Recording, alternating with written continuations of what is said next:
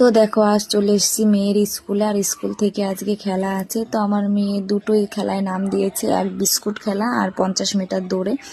তো সেই কারণেই দেখো স্কুলের মাঠে চলে এসেছি, আর এখানে পতাকা উত্তোলন করলো, তারপরে খেলা শুরু হয়ে যাবে। আর এই যে প্রথমে আমার মেয়ে 50 মিটার দৌড়ে থার্ড হয়েছে। এই যে দেখতে পাচ্ছ ওই হলুদ জামা, ওটা আমার মেয়ে। তো বেশ ভালোই দৌড়াচ্ছে, আমি তো এটা আশাই করিনি।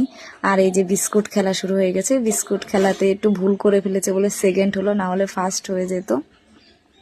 তারপরে নাকি শুনলাম যে যেমন খুশি তেমন সাজা প্রতিযোগিতা আছে। তো আমার মেয়ে বলছে মা আমি ডাস্টবিন সাজবো। তো কি করব, সোয়েটারে টুপি দিয়ে ডাস্টবিন বানিয়ে দিলাম, আর ওড়নাটা দিয়ে ওকে মুড়িয়ে দিলাম। তো ও ডাস্টবিন সেজেছে। তো সেইখানে ও থার্ড হয়েছে, আর এই যে পুরস্কার দিচ্ছে। জীবনে তো অনেক খেলাই খেললাম, কোনোদিন একটা প্রাইজ পাইনি, আর মেয়ে প্রথম খেলা খেলে 3টে খেলাতেই 3টেই প্রাইজ পেয়ে জিতে নিল। খুব আনন্দের একটা বিষয়, খুব ভালো লাগলো। আশা করি সারা জীবন এইভাবে জিতে যেন যায়ও। তো তোমরাও আশীর্বাদ করো আমার মেয়ে যেন মানুষের মতো মানুষ হয়। শুধু খেলাধুলা না, পড়াশোনাতেও জিততে হবে। আর মেয়ে তো আমার খুবই খুশি হয়েছে 3টে প্রাইজ পেয়ে।